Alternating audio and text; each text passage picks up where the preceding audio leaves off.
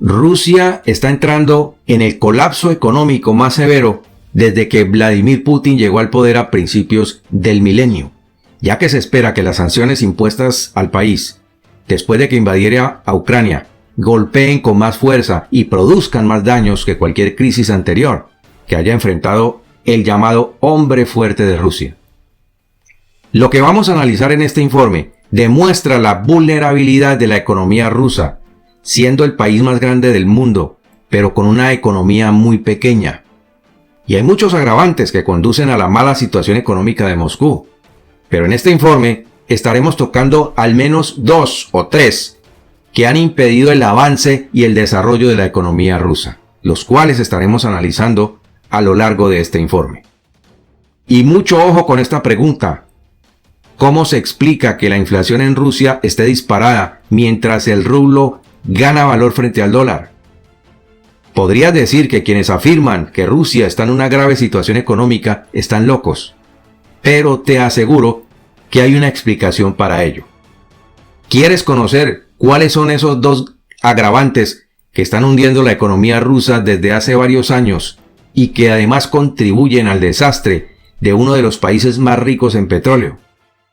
Entonces te invitamos a que nos acompañes hasta el final de este informe. Nuevamente te damos la bienvenida, como siempre, a nuestro canal Periodismo Objetivo Magazine News. Bien, el pasado 29 de abril, la gobernadora del Banco Central ruso, Elvira Nabiullina, recortó las tasas de interés del país en 3 puntos porcentuales por segunda vez en menos de un mes, luego de pronosticar una severa recesión, precios altísimos, que es lo mismo que una altísima inflación, y la próxima agitación del mercado laboral por la pérdida de empleos a medida que el país paga el precio, un precio muy alto, por su guerra no provocada. La oferta se está contrayendo más significativamente que la demanda, lo que significa que hay cada vez menos productos para la venta, lo que está a su vez intensificando la presión inflacionaria. Se espera que el Producto Interno Bruto caiga en picada en un mínimo del 8% este año, e incluso podría aumentar hasta un 10%, el mayor incremento desde 1994, según el Banco Mundial. Sin embargo, los expertos economistas están hablando de un 15%, y eso es ya bastante alto.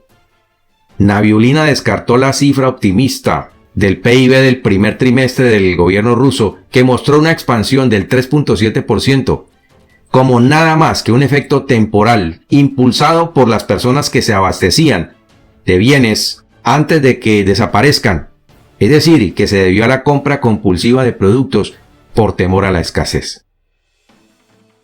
El Kremlin había hablado de cifras mínimas para no ahuyentar más a los inversionistas y para calmar las preocupaciones de la ciudadanía, y vemos que todo era mentira, como siempre sucede en los regímenes totalitarios, que ocultan la verdad de los hechos. A medida que los inventarios se agotan gradualmente, el daño seguirá empeorando a lo largo del año, alcanzará su punto máximo en los últimos 3 meses de este 2022, según varios analistas. ¿Qué crees entonces que va a ocurrir?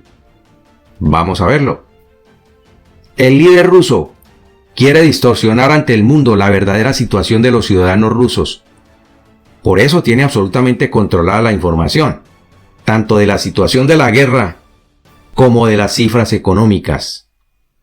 Sin embargo, lo que los ciudadanos rusos sí tienen claro es que los precios han subido estrepitosamente y que los estantes empiezan a vaciarse, además del desempleo que empieza a golpear a los hogares rusos. En solo 2 meses, la desbandada empresarial que salió huyendo de Rusia, y escucha bien esto, es calificada como la más descomunal de toda la historia mundial. En ningún país del mundo se ha visto un fenómeno como este. Entonces, ¿cómo Vladimir Putin viene a decir ahora, y esto sucedió en una reunión con Lukashenko en Sochi, que Rusia estaba respondiendo bien a las sanciones, cuando es una completa mentira? Claro que hay un tema en el cual se puede apuntalar el líder ruso para hacer estas afirmaciones, que ya lo vamos a explicar. La gobernadora del Banco Central de Rusia señaló a la industria automotriz del país con sus complejas cadenas de suministro transfronterizas como una de las principales víctimas de las sanciones. Las empresas que utilizaron materias primas o componentes extranjeros están enfrentando problemas, ya que gradualmente se están quedando sin existencias. Y esta es la primera vez que el propio Banco Central reconoce el nefasto golpe a la economía del país. Al igual que muchas economías emergentes que dependen de las exportaciones de materias primas, Rusia ha tenido otras contracciones fuertes en años anteriores. La producción del país experimentó una caída del 3% durante la pandemia de 2020 y una caída del 7.8% en 2019, tras la crisis financiera mundial. Sin embargo, en 2021 vino la recuperación económica debido a los altos precios del petróleo y al acuerdo que realizó el Kremlin al interior de la OPEP, la Organización Petrolera Mundial, para no aumentar la producción del crudo. Y es aquí donde radica el hecho de que el rublo se ha fortalecido frente al dólar. ¿Por qué?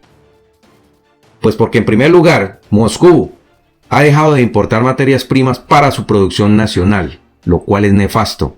Y en segundo lugar, los exorbitantes precios del petróleo continúan oxigenando la guerra en Ucrania, porque los países consumidores de gas y petróleo ruso continúan pagando en dólares y en euros, y son cerca de 30.000 millones de dólares mensuales que recibe por sus exportaciones energéticas. Y esto es lo que se llama hacer robustecer el rublo artificialmente. Y hay aquí un problema, y es que entre más se robustezca el rublo, más competitividad pierde Rusia en el concierto internacional. Este incremento artificial del rublo tocará techo en algunas semanas, y dado que todavía la Unión Europea no paga el gas en rublos, la moneda rusa empezará a bajar nuevamente. Ahora, ¿qué es lo que no ha permitido la expansión de la economía rusa? El excesivo gasto en el desarrollo y fabricación de armas, aunado al mantenimiento de una gran fuerza militar y la descontrolada corrupción. Estos son de los 2 o 3 agravantes que han impedido que Moscú crezca económicamente. El liderazgo del Kremlin no ha proporcionado los medios al país para que desarrolle su propia tecnología, a pesar de que Vladimir Putin se ha comprometido en innumerables oportunidades a financiar este sector. Y esto es excesivamente perjudicial para un país como Rusia, que necesita de microchips, software y hardware para la fabricación de armamento pesado. En el Kremlin existe una camarilla de exagentes de la KGB que conforman un temible grupo de individuos conocido como la élite del Kremlin, que deciden quién vive y quién no, para sacarlo del camino a través de envenenamientos o desapariciones forzosas.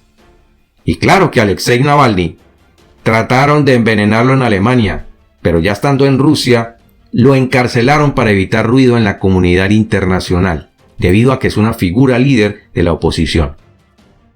Un país como Rusia debió tener hace más de 15 años por lo menos una fábrica de microchips para suplir a la industria automotriz, que es una de las más afectadas por las sanciones occidentales, que prohíben la venta de semiconductores a Moscú. Y bien lo dijo Elvira Nabiulina, que el automotriz es el sector más perjudicado con la debacle económica. Nabiulina plantea que en el escenario más optimista estima que la caída del PIB de este año, luego de las sanciones occidentales, fácilmente superará las predicciones hechas hasta ahora. Para empeorar las cosas, Nabiulina predijo que la economía no se recuperaría ni siquiera el próximo año, como se había dicho anteriormente. En cambio, en el mejor de los casos, se estancaría en el 2023. Y en el peor de los casos, disminuiría un 3% adicional. Los precios al consumidor podrían dispararse entre un 18 y un 23% o quizá más este mismo año. Y la tasa de aumento solo se enfriaría significativamente a partir del próximo abril, es decir, en abril del próximo año 2023. La mentalidad de un líder que está focalizado en el expansionismo a través de las guerras y la invasión necesariamente lleva al estancamiento económico de un país. Y este es el caso de Vladimir Putin. ¿Por qué? Porque arraigado en la premisa de ser uno de los mayores productores de petróleo y de materias primas representadas en minerales de alta demanda en el mundo, centró su atención en el desarrollo armamentístico. El Kremlin ha dedicado grandes esfuerzos y descomunales sumas de dinero en posicionarse como una potencia militar y armamentística, lo que quedó en duda en la actual invasión a Ucrania. Concluimos entonces que el panorama en Rusia es sencillamente desolador. Y por hoy hemos terminado nuestro informe. Esperamos tus comentarios al respecto. Que Dios te bendiga y nos vemos en nuestro siguiente programa.